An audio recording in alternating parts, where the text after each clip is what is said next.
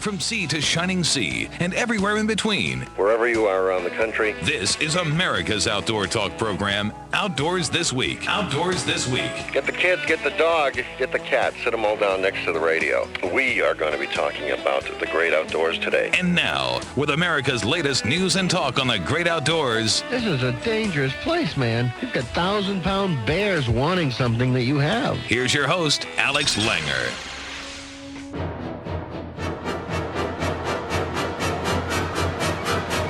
Lynn, look out! Shark! Shark! Oh no, I'm scared. I better get out of the water. Folks, welcome to this week's special edition of Outdoors This Week. Today we're speaking with Ralph S. Collier. Now, who is Ralph S. Collier, you might ask? He is recognized as the international leading authority on the great white shark. He's been doing this for more than 50 years. And he studied the great white shark and its predatory behavior and biology as they relate to interaction with humans. That would be you and me. Excerpts from his collection of data and understanding about how, when, and where white sharks attack have been published in professional journals. He has been involved in more than 24 Discovery Channel Shark Week specials, including this year's Great White Serial Killer, and over 40 independent documentaries. He has written more than 200 articles that have appeared in the popular press. He is the author of Shark Attacks of the 20th Century from the Pacific Coast of North America, and he is the founder and CEO of the Shark Research Committee in Chatsworth, California, and he's a respected expert in shark behavior. Now, that is a mouthful, Lynn. We usually don't have big, dangerous swimming animals on this show, but today is an exception. We're going to go there. And folks, if you never listened to the show before, please listen to this one because we're going to give you the real deal. We're going to tell you all about the great white shark and how to avoid them and what not to do to attract them. You know, we usually tell you how to attract fish, but not in this case. We're going to tell you to stay out of their way and how to get rid of fish. We never talk about how to get rid of fish, but we're going to do it today. And then, if that's not enough, we have all the usual suspects with us today. We have Ron Lindner, who is cowering in the corner. He's Alex, I don't want to see any sharks. That's okay, Ron. We won't let him hurt you. And we got Sammy Lee from the Bass Fishing Hall of Fame. And, of course, good old what's-his-name, Wade Bourne, who is a fisherman and a hunter. So he'll probably enjoy this. Folks, stay with us. We'll be right back on Outdoors This Week. We don't have Shark Week, but we have a shark show. So this is it. Don't go away.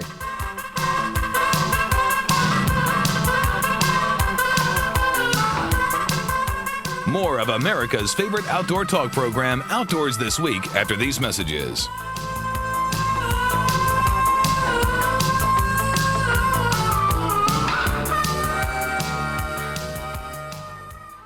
Hi folks, Ron Linder here for Linder's Angling Edge Television, also Linder's Angling Edge website and Linder's Angling Edge Facebook site. You can go see us on any of these. You can also see us on television on the Pursuit Channel or the World at WFN, the World Fishing Network, and others. Okay, Tim Stricker and his son Dan is a diver who produced the Hook and Look television show, stopped in to see us. They're old friends. They were north of here, and we set them up with some tips on a clear lake that they needed to film in. So, and after that, they came back and they sat down and we had coffee before they took off back for Michigan. And in talking to him and Danny, his son, who's the primary diver, we learned some extremely interesting information. Stuff that's hot stuff. It's hot off the griddle. No magazine that we know of has covered it, and only a few websites even make any reference to it. And what it is the gobies. That's the primary forage in Lake St. Clair and in also Lake Erie for the smallmouth bass. While the goby population appears to be healthy in Lake Erie, it is suffering for some reason in big old Lake St. Clair. The fish are very, very thin. They don't look good. Danny was diving. Danny Stricker was diving and diving, looking for gobies, and he couldn't find them.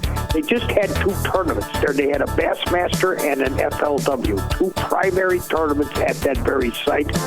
And both times, unbeknownst to everybody, they were wondering why the fish just didn't come out of Lake St. Clair. The tournament was either one north through the St. Clair River into Lake Huron or down south out to the Detroit River into Lake Erie. Normally, these you get post some pretty good weights out of Lake St. Clair, and has been won many a time out there, or at least marginally so. This last 2 times, it was just bugs. The guys like KVD and other pros were just having nothing but conniption fits inside there, and a lot of them didn't want to run out to the big lakes because of the wind. They were, in years past, able to find the fish and do the stuff. Now, not that they weren't catching these smallmouth, they're catching them, but they were extremely skinny and ratty looking, rugged looking. And when Danny Stricker was on there diving, he could not find the gobies. The gobies, of course, is an invasive species that the smallmouth have started to feed on. That's what made that entire fishery explode the mammoth proportions. Well, something's happened. They don't know what. We're not sure, right? But I'm going to just tell you this, that there is problems. You might keep your eye open. This is probably the first report any place of this is on this particular show. My son Jim fished the tournament here a few weeks ago, and Kim was out there with his son just a week ago, and there were and they could not find the gobies, the small fish in any amount. It looks like there's a problem there. Anyway, that's it for now. Ron Linder reporting in with the hottest of the hot news that's there. Look for us on the web at anglingedge.com or Angling Edge Facebook or Ron Linder Facebook, and you can see all the stuff we're doing. See you later, folks. Hunting Blind coming up on Bass Pro Shops Outdoor World. Would you like to spend less time on the couch and more time in the fresh air? Would you like your kids to stare at a bobber instead of the TV? Would you gladly trade in your microwave for a Dutch oven? Then you belong at Bass Pro Shops. Every week, we offer free skills workshops to help you get started. See the store or go to BassPro.com for more information. Bass Pro Shops. Your adventure starts here. Plan on bow hunting from a blind this year? Well, here are a few things you need to think about. First, you're not going to be standing to take your shot unless you've got a very tall blind. Most shots from blinds are made from a kneeling or seated position, so you better be practicing from these positions too. Also, shooting from a blind at a light affects your depth perception, so be sure to use a rangefinder. Your fiber optic sights won't glow as well in the limited light of a blind either. When you can, open windows and roof vents a little, but make sure you aren't backlighting yourself. Do not, I repeat, do not set your blind up too close to deer trails, and no matter how good you think the camo pattern is, cut some limbs and brush and put around the top edges, and where your blind meets the ground. And lastly, just because you're in a blind doesn't mean you don't have to worry about your scent or too much movement. I'm Larry Whiteley, and this is Bass Pro Shops Outdoor World. Why, thank you, Larry. We have with us today a very, very special guest. Ralph S. Collier is recognized internationally as a leading authority on Pacific white shark behavior. He has spent more than 50 years on studying shark behavior, and he is the founder of the Shark Research Committee, a 501c3 nonprofit group, which started in 1963. And we have him here today. Mr. Collier has appeared in more than 24 Discovery Channel Shark Week specials, including this year's Great White Serial Killer and 4 independent documentaries. He's the host of Shark Attacks of the 20th Century from the Pacific coast of North America. And without any further comments on my part, please welcome Mr. Ralph Collier. Ralph, welcome to the show. Alex, thank you very much. It's my pleasure. Ralph, this is probably going too far back, but how did you get interested in sharks to begin with? It's a question that's been asked of me many times. When I was extremely young, My mother used to take my brothers and I down to Malibu to go fishing in the summertime, Right. off the pier. Yep. And we were there one day, and a gentleman caught a shark, and he brought it up on the pier, and it started giving birth. And my brothers and I went over, and we started picking up these little baby sharks and throwing them back into the ocean. And the fisherman looked at us and said, you don't need to do that. They're not going to live. And I asked him why, and he didn't respond. So we kept throwing the little sharks back in the ocean, and I asked him again, why won't these little sharks live? We're putting them back in the ocean. He didn't respond. He said, they just won't, finally, he said to me. No. So the next day I had my mother drop me off at the library, and they didn't have very many books at that time in the 1950s on sharks. So the librarian was very kind and ordered what they had from the downtown main library in Los Angeles, and they came out, and I started reading about the animals, and that was the start. Can little sharks live? Oh, yes, they can. What happens when sharks are captured, when pregnant females are captured, they frequently will abort. When it appears this is a life and death struggle and they might not survive, Mother Nature has instilled in them the ability to abort all of their young in the hopes that one or more of them might survive. The mother shark will have a spontaneous abortion. Is that what you're saying? Yes. Tell us about your book, Shark Attacks of the 20th Century from the Pacific Coast of North America. What is documented in that book? Well, I started working in 1962 with the Office of Naval Research and the Smithsonian Institution, documenting shark attacks along the Pacific Coast of North America. It was part of a project started by the Navy to obtain more information on these events so that they could see if there was possibly a way to develop a shark repellent. So I started working with them, and over the years, of course, we kept track of. I became very interested in shark behavior when I started that particular study, because one time a shark would swim by an individual, and the next time the shark would bite them. And I wanted to know why. So we started keeping track of these events.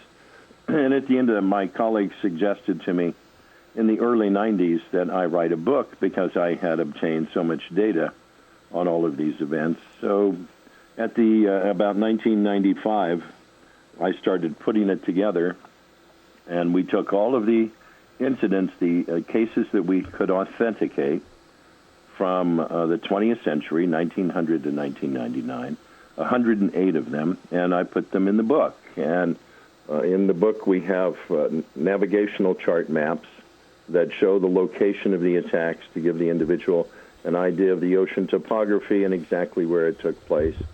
And we discuss the events, the individual's name, witnesses, and each individual story has its own case number. Right. And we started case one, of course, in 1926, when we had the first documented attack off of the Pacific Coast in San Francisco Bay. And it ran up to the future, which was the end of 1999. Right. I'd like to ask you about that when we come back. Okay. And we're going to take a quick break now, and then we'll be back in just a couple of minutes. So stay with us, folks. We'll be right back with the world expert on the shark, Ralph S. Collier, and we're going to find out more about shark attacks. Don't you dare go away. Coast to coast, this is Outdoors This Week with Alex Langer.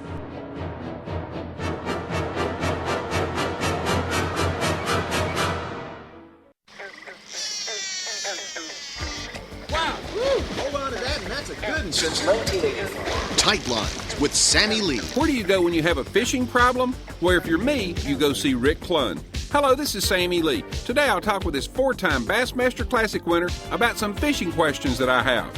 But first, this message. Aprons, t-shirts, hoodies, mugs. You want it? We got it. And by we, I mean Sammy Lee. Check out the incredible array of Tight Lines souvenirs you can buy at the Tight Lines website and get fitted out from head to toe with quality products featuring your favorite fishing show. Buy them for yourself. Buy them for gifts. But make sure you buy them today. See the Tight Lines collection online at my website, tightlinesradio.com. Just click the button that says souvenirs and get you some. Over 50 items to choose from at tightlinesradio.com. When most people I know have a fishing problem, they go see a professional, as I did recently when I spoke to 4-time Bassmaster Classic champion and the man that was voted as the greatest bass angler of all time, Rick Clunn. And while talking with Rick, I asked him what advice he'd give a beginning fisherman. You've got to learn the lure is not a lure, but a tool. It's a tool. And you got to learn when to use them. And if you go back through all of your records, there's only about 3 lures that catch all the fish. And those are no secrets. They're spinner-based crankbaits and plastic worms. And plastic worms include, jig and eels and finesse baits, any bottom-bouncing bait like that. Those are the 3 dominant baits. Mm-hmm. So basically all it boils down to is that you master those 3. Don't get into the habit of saying, well, I'm just a spinnerbait fisherman or a topwater fisherman, or I'm just a worm fisherman, I like to fish and that other stuff. Because once you do, then you limit yourself. So you got to master all 3. And you got to know when to use them. It's just like when do you use a hammer or when do you use a screwdriver, Mm-hmm. Don't get them mixed up. Don't use a screwdriver to try to put a nail in, or a hammer to drive in a screw. I mean, that's an analogy, but it's that silly as far as the way we fish lures. The lures are a tool that's designed to fish certain types of water efficiently.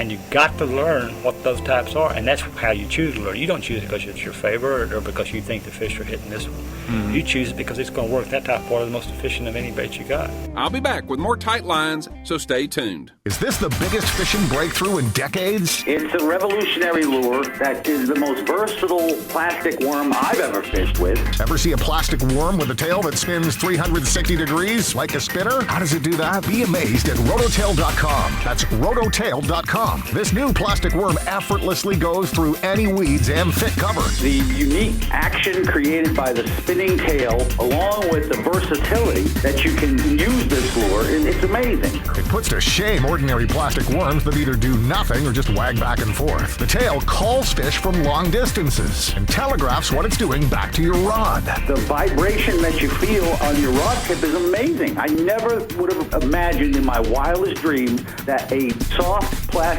spinner, you'd be able to feel the thumping as it comes back to you. Makes a great gift. I believe that the Rototail is the next generation of plastic worm. See it work at rototail.com. That's rototail.com. Rick Clunn will join me again next time to continue talking about how to properly choose fishing lures. So I hope you'll join us. I'm Sammy Lee, and until next time, Tight Lines. Tight Lines, brought to you by HuntMate, the ultimate hunting app for your iPhone. By UFP, America's leading maker of brake systems for boat trailers. And by Cheyenne Ridge Signature Lodge. Discover why our lodge earned 2 Beretta Tridents. Follow Tight Lines on Twitter at www.twitter.com/TightLinesRadio. Thanks a lot, Sammy Lee. And we're back with Ralph S. Collier. Ralph is the world expert on Pacific Coast white shark behavior and ecology, and he's done it for more than 50 years. He's written a book called Shark Attacks of the 20th Century from the Pacific Coast of North America. And let me ask you this. What's the top reason that sharks attack? Primarily, what I've determined over the years, the majority of the attacks that we've had off the Pacific Coast, first of all, the majority of our attacks are by the white shark or great white shark, right, whatever your preference might be. Right. Secondly, we found that by looking at them, that although the damage to surfboards and to individuals sometimes looks very, very severe, most of the cases are investigation, where the shark is unsure of what the object is, and it will circle objects. Many times, of course, the individual, if it's, as an example, a surfer on a surfboard, can't see the shark underneath moving in. And as they swim around objects, of course, they're constantly getting in their nostrils, their olfactory bulbs are picking up the scents in the water to determine if it's anything that the shark would be interested in. And they, of course, use their vision. And ultimately, when they finally decide that they're not sure what the object is, they will come up and they'll take a bite. I have buoys that are crab pot buoys that are made out of styrofoam. Right. They're coated with a resin, fiberglass resin, to make them hard.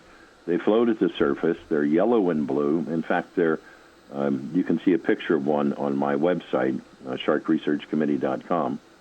And they'll come up and they'll bite these buoys. Well, we don't have a fish indigenous to the Pacific Coast that's yellow and blue and floats at the surface. Right. So the sharks these, especially white sharks, are very inquisitive predators, and they'll come up and they'll investigate objects. The thing that we determined many years ago was the fact that white sharks have very good vision. So the idea that these attacks are the result of the shark mistaking the individual for a pinniped, a seal, or a sea lion, simply isn't true. There are some cases where that might be the case. Generally, these types of events occur when the water visibility is very poor, but you can tell the difference between a predatory attack and an investigation attack by the ferocity or energy that is released by the shark on the initial strike. Right. Predatory attacks are very violent, high energy. The shark will come up out of the water, as you've seen in some of the Discovery Channel specials with sharks flying through the air. And we determined over the years, we've learned that the reason white sharks go to specific areas, generally, like any animal, is for food. Right. And so because these larger sharks tend to feed on pinnipeds, seals and sea lions, but not exclusively, they still eat fish, we find them in those areas. Yesterday, as an example, there is a pinniped, a harbor seal, rookery, which is where they give birth, at a little city called Carpinteria near Santa Barbara. Right. Today they had an observation of about a 16-foot white shark very near that area where these seals give birth. And they move in there, of course, for food, just like if you want to find a lion on the Serengeti in Africa, follow the Thompson gazelle herds. Exactly. And you'll find lions because they're going to follow their food. Sharks are no different. Since the food won't come to them, they have to go to the food. Right. So we have these large migratory patterns that these white sharks off the coast here follow every year, and it's part of their nature, it's part of their behavior to go through these locations, and they're always associated with food. And the problem we have, of course, is the same areas that these animals like to utilize for their haul-out and or rookery sites are similar areas that surfers like to use and or divers because the diving is very good and or the surfing is very good. We've had similar problems on the East Coast. You know, there have been white sharks that have been spotted regularly off the coast of Massachusetts and Cape Cod. And same thing, I've got a buddy with a home there. The harbor seals have been congregating around there lately in big numbers, and drawing in the sharks. Right. And you'll find that, as an example, last year, NOAA did a census for pinnipeds in the state of California. Right. San Miguel Island, which is off the Santa Barbara coast. They have a rookery out there for harbor seals. And the NOAA people did a census count, and I was informed by one of them that there were 38,000 harbor seals born last year just on San Miguel Island. Wow. We have over 400,000 pinnipeds, seals, and sea lions in the state of California. So wherever you find these animals, there's always a potential to finding a white shark in the area because they're there to feed. Some of these sharks never leave. Most people don't know that. They probably wouldn't go swimming if they knew that. So actually, on my website, I have a news page that the public, the ocean users, will send in reports when they see a shark or if there's an incident, an encounter, or something along those lines. They'll send me a report. And there are photographs from last year, the year before, and going back to last 10 years.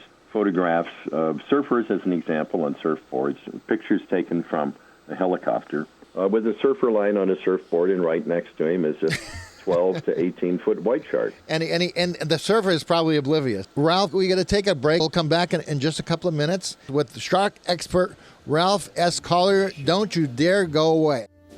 You know when that shark bites with its teeth big, scarlet billows start to spread.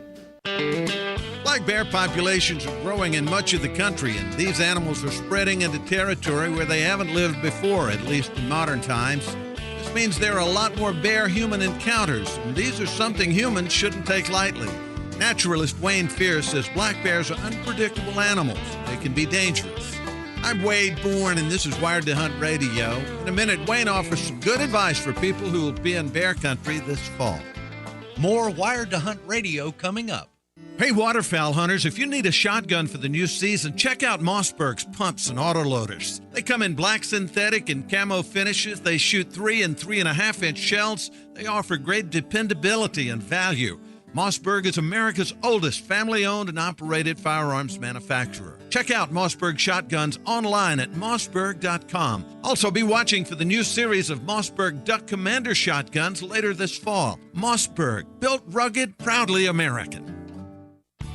Cabela's is the world's foremost outfitter for hunting, fishing, camping, and outdoor gear.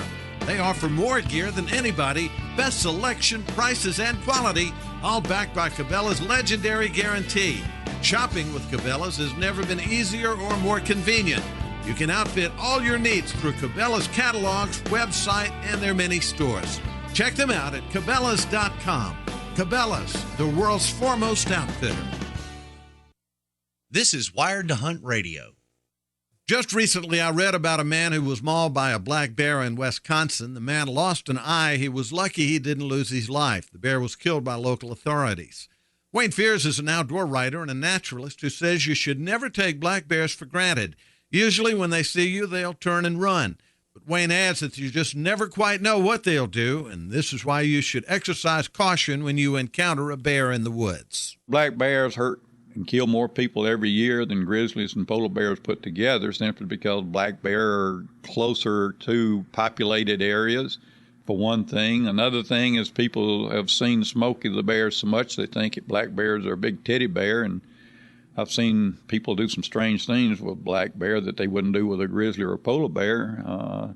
Try to get close to them and make pictures and do all that sort of thing. Black bears can be dangerous. You know, black bears basically want to be left alone and or just rather not be around people other than get into their garbage or something to eat. But black bears are to be treated with respect and caution, and that's something you can't emphasize enough. That's outdoor writer Wayne Fears with some good advice about giving black bears a wide berth in the woods. And that's also today's Wired to Hunt Radio. I'm Wade Bourne saying thanks for listening and get outside. Thanks, Wade. And we have with us today internationally recognized expert on the great white shark, Ralph S. Collier. And Ralph has written a book called The Shark Attacks of the 20th Century from the Pacific coast of North America. Sharks are being seen on the east coast of America right now. And recently there were a couple of bull sharks that were actually spotted and caught in the Potomac River, of all places. Are sharks dangerous anywhere? Is it only under specific conditions that they're dangerous? Primarily, most sharks, except for just a couple of species, are marine animals. They don't venture into fresh water. The bull shark has the ability to do that, and you're right, they have caught a couple of bull sharks in the Potomac recently.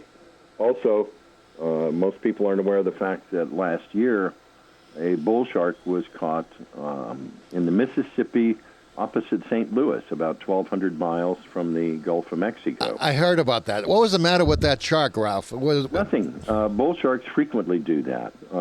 In South Africa, as an example, they have a Zambezi river shark. And many years ago, they were trying to determine if this was a special freshwater shark, because there are some in South America in Lake Nicaragua. Right. And it turned out Thomas Thorson, very good scientist at the time, put tags on these animals and in the Caribbean, and found them traveling down to South America and traveling up the rivers to get to Lake Nicaragua. So they were saltwater sharks that were going into freshwater. I didn't know that. And that's one of the few species of sharks that can do that. Most of the other species, hammerheads, white sharks, black-tip sharks, those are marine animals, and seldom, if ever, will travel great distances up freshwater riverways. Isn't there another landlocked shark species in South America? Yes, there are several of them that live in Lake Nicaragua. Really? They have rays, similar to the rays that we find in the ocean, that live in these freshwater lakes. And you also will find rays in some of the lakes and streams in Taiwan. So freshwater sharks and rays do exist, but they're a very small group of animals when compared to the overall population of sharks and rays. What's the biggest great white shark ever seen or ever witnessed? The largest one that was reasonably accurately measured was an animal that was a little over 23 feet long.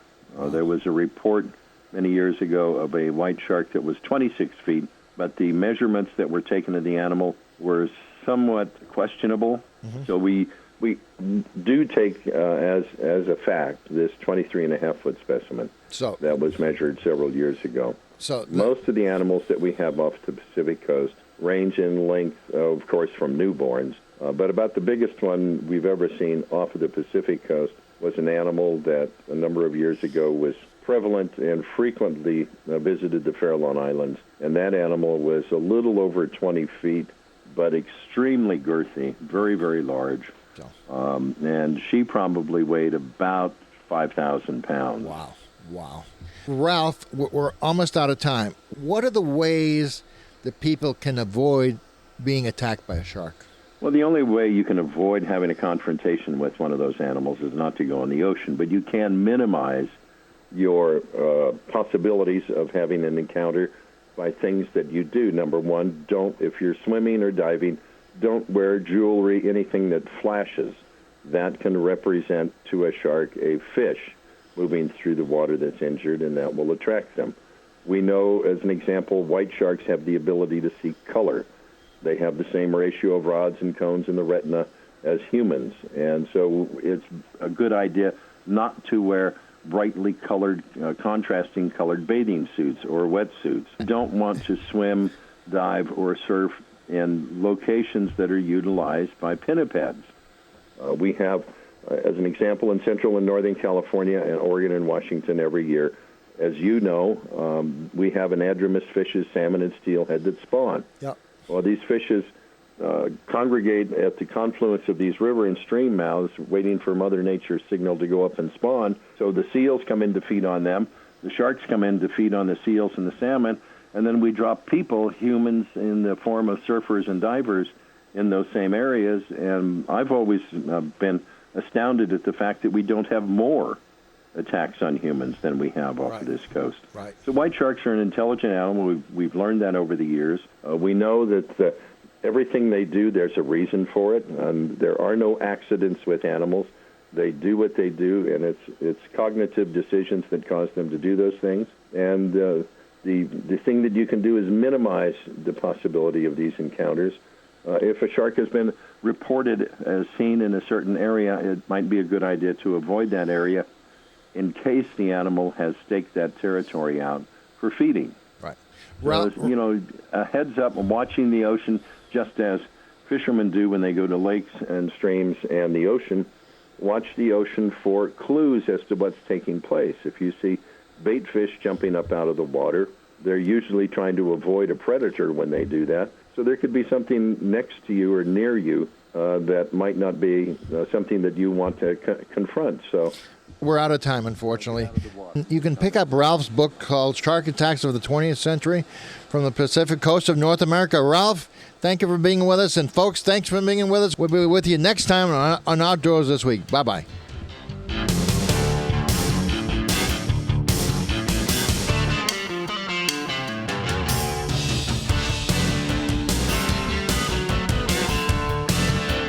Alex Langer, Outdoors This Week.